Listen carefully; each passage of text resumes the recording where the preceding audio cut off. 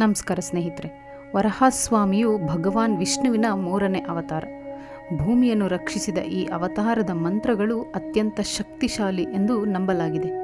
ಜೀವನದಲ್ಲಿ ಎದುರಾಗುವ ಅಡೆತಡೆಗಳನ್ನು ನಿವಾರಿಸಲು ಮತ್ತು ಶತ್ರುಗಳ ಭಯವನ್ನು ಹೋಗಲಾಡಿಸಲು ಈ ಮಂತ್ರಗಳನ್ನು ಪಠಿಸಲಾಗುತ್ತದೆ.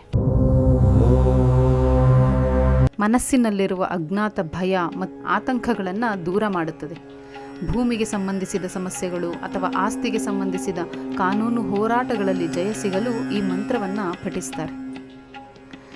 ಸಾಲದ ಬಾಧೆಯಿಂದ ಮುಕ್ತರಾಗಲು ವರಹಸ್ವಾಮಿಯ ಪ್ರಾರ್ಥನೆಯು ಫಲಕಾರಿ ಕೊಡುತ್ತೆ. ಈ ಮಂತ್ರವು ವ್ಯಕ್ತಿಯಲ್ಲಿ ಸ್ಥಿರತೆ ಮತ್ತು ದೃಢತೆಯನ್ನು ನೀಡುತ್ತದೆ. ಸಾಧ್ಯ ಆದರೆ ಗುರುವಾರ ಅಥವಾ ಶನಿವಾರದಂದು ಮುಂಜಾನೆ ಸ್ನಾನ ಮುಗಿಸಿ ಪೂರ್ವ ದಿಕ್ಕಿಗೆ ಮುಖ ಮಾಡಿ 108 ಬಾರಿ ಪಠಿಸುವುದು ಉತ್ತಮ. ಈ ಮಂತ್ರಗಳು ಹೀಗಿವೆ. ಶ್ರೀ ವರಹ ಮೂಲ ಮಂತ್ರ.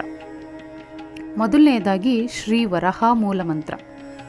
ಓಂ ನಮೋ ಭಗವತೆ ವರಹ ರೂಪಾಯ ಭೂತಲಂ ಪೃಥಿವೀಂ ಸಧರ್ಮ ವಿವರಿಸೇ ನಮಃ. ಇದರ ಅರ್ಥ, ಸಕಲ ಲೋಕದ ಆಧಾರವಾದ ಭೂಮಿಯನ್ನು ಉದ್ಧರಿಸಿದ, ಧರ್ಮವನ್ನು ಎತ್ತಿ ಹಿಡಿಯುವ ವರಹಾರೂಪಿಯಾದ ಭಗವಂತನಿಗೆ ನನ್ನ ನಮನಗಳು. ಎರಡನೆಯದು ವರಹ ಗಾಯತ್ರಿ ಮಂತ್ರ.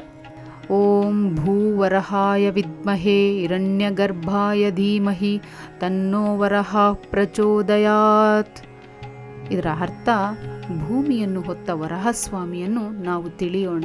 ಹಿರಣ್ಯ ಗರ್ಭದ ಸತ್ವವುಳ್ಳ ಆ ದೈವದ ಮೇಲೆ ನಾವು ಧ್ಯಾನ ಮಾಡೋಣ. ಆ ವರಹಸ್ವಾಮಿಯು ನಮಗೆ ಸನ್ಮಾರ್ಗದಲ್ಲಿ ನಡೆಯಲು ಪ್ರೇರಣೆ ನೀಡಲಿ. ಮೂರನೆಯದು ರಕ್ಷಣಾ ಮಂತ್ರ.